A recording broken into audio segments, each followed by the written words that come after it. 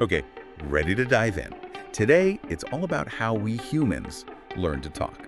Like, how do we go from simple sounds to, well, all this? We've got research here, all sorts of stuff, biology, how chimps communicate, the whole shebang. Really makes you think, huh? It does. I Yeah. mean, we just talk, right? Right. But how did it even start? So we know languages change over time, like English, it came from older forms, right? Right. But figuring out that very beginning, the first, like, actual words, still a big mystery. Huge mystery. It takes us right to, well, what makes us human? And it makes us look beyond just language itself. We're talking evolution, biology, even archaeology. We have to understand how our brains, even our bodies, got to the point where language was even possible. So like detectives, looking for clues in fossils and genes. Exactly. Wild. And speaking of clues, one thing that came up is comparing us to other animals, like chimps or dolphins. They communicate, so what makes us different? Yeah, it's easy to think, oh, they make sounds, they talk. But with humans, it's not just about basic needs. We can talk about feelings, ideas, even stuff that hasn't happened yet. My dog barks when he's hungry. He Yeah. can't bark about, like, his retirement plan, you know? Exactly. A big difference seems to be grammar. We use all these rules to arrange words, and it lets us create, well, basically an endless number of sentences, meanings. Some researchers even think grammar is the key difference between true language and how animals communicate. Like the secret ingredient. Yeah. So, how did it start? I saw the research mentioned a bunch of theories. Oh yeah, tons of ideas out there. Important to remember, these are theories, not proven facts. One popular one is about gestures. Like, even now, we talk with our hands, right? About all the time. So, picture early humans using gestures even more. This theory says, over time, those gestures got paired with sounds, and eventually, that led to spoken language. Like how babies learn. Pointing, making sounds, and then boom, words.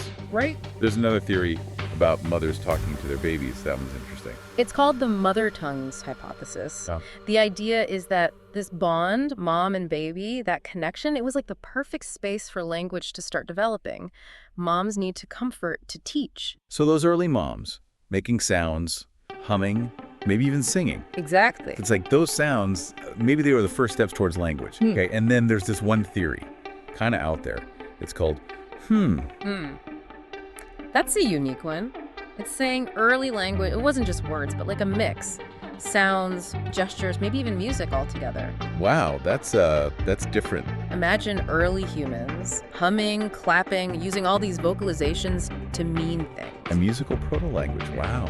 But the big thing with all these theories, they show how social language is. Right. Because language, that's how we connect, right? Sharing stories, news, knowledge. We need it. Do you think that need to cooperate, to trust each other, maybe that pushed language to evolve? Could be.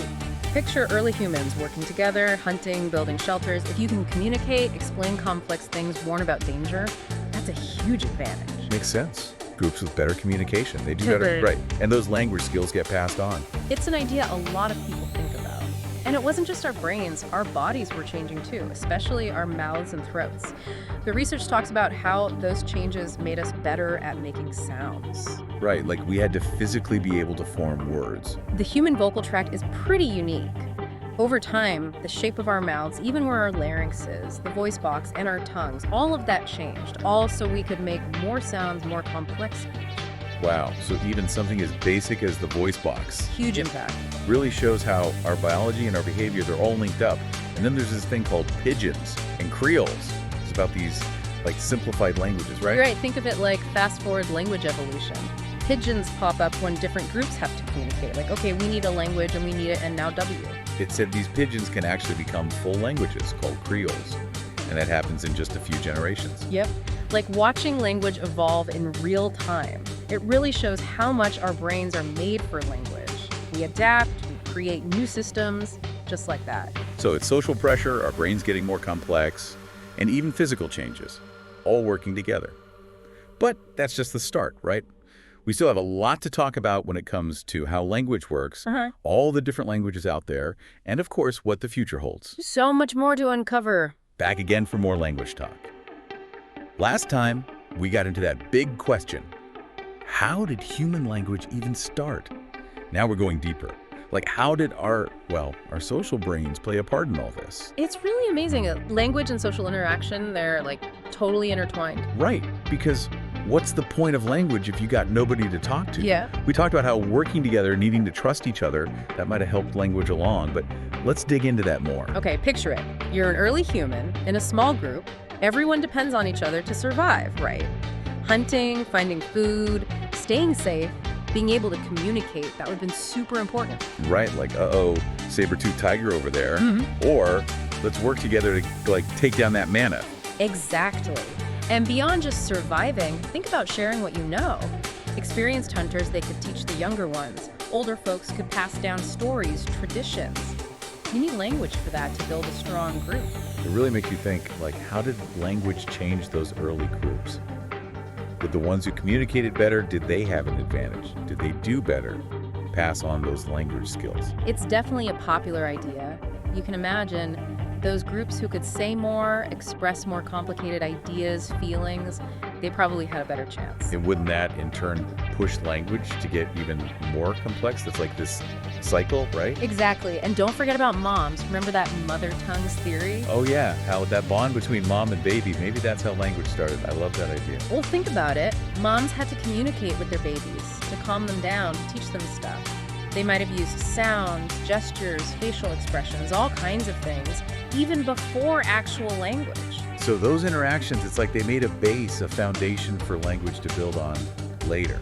Exactly. And as language developed, it probably helped those social bonds get stronger, not just in families, but in the whole group. Okay, so we've got this cooperation, trust, moms and babies. Yeah. Our social brains were busy. But we can't forget about the physical part, right? Our brains. The research talks about how they evolved too, becoming these amazing language processors. For sure. The human brain is incredible when it comes to language. We have specific areas just for processing it, like Broca's area and Wernicke's area. I kind of remember those from school, but refresh my memory. What do those areas do? No problem. Think of Broca's area like the speech control center. It plans out the movements of our mouths, vocal cords, all that when we talk. So if that area is damaged, someone might have trouble speaking, like forming words. Right. Wernicke's area, that's more about understanding. It helps us get the meaning of words and sentences. So damage there, someone might talk fine, but what they're saying wouldn't make sense. Yeah. And these two areas plus other parts of the brain, they all work together so we can talk and understand each other. Wow, it's amazing how complex it all is. But it wasn't just about specific parts, right? The research also mentioned how the whole brain, its size and complexity, that played a role too, right? Absolutely. The prefrontal cortex, that's a big one. It's behind your forehead, and it's involved in planning, making decisions, and really important social cognition, like understanding what other people are thinking, feeling. So as that part grew, we got better at handling social stuff, and that helped language become more complex. Exactly. It's all connected. Our brains got better with social info, so we needed more powerful language to express all those thoughts and feelings. It's crazy how it all came together. Social needs, our brains changing, even our vocal tracts evolving, and then these complex language systems. Yeah. But here's a thought. If language is so wired into us, why are there so many different languages? Shouldn't we all just speak the same one? Great question. That takes us to, well, language diversity, how languages change over time. You see, once language came about, it started evolving too, just like living things. You mean languages started branching out, changing based on where people lived, who they talked to? Exactly. Like how one species can become many new ones if they're separated. Imagine a group speaking the same language, then some move away. They see new things, plants, animals, landscapes. They need new words. Their language changes to fit their new world. And if they're apart from the original group for a long time, those changes add up, right? Different dialects, and then bam, whole new languages. Right. And it's not just new words. Grammar, pronunciation, even how emotions are expressed, it all changes. It never stops adapting. So it's not that we all spoke the same language and then it broke apart. More like language itself evolved in different places, different ways. Exactly. That's why languages are still changing today. Think about new words in English, new slang. It's evolution happening right now. So it didn't just stop once we could talk. It's constant. We've talked about the start of language, how social stuff in our brains played a role, and all the amazing different languages out there. And in our last part, we're getting to the big one. What's NXT for language? How's technology changing things? What might the languages of the future be like?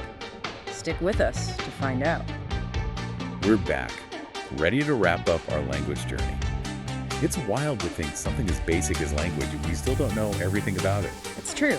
And yet it's what makes us human, right? This ability to talk to each other. It makes you wonder, like, where's it all going?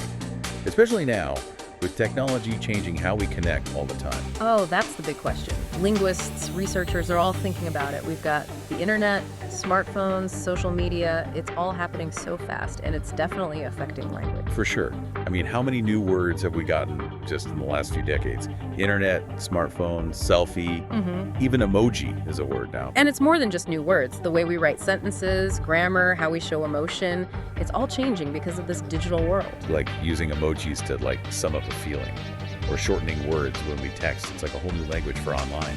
Right, and that's the debate. Are these changes just surface level, or is it deeper than that? Some linguists say, hey, humans have always been creative with language. We invent slang all the time. So they'd say texting and internet stuff, it's just the new slang, not like a total change in how language works. Yeah, but other researchers, they say, hold on, this is different. The speed, how many people are online, it's massive. They point to abbreviations, how formal and informal language are kind of mixing, and visual stuff like emojis and memes.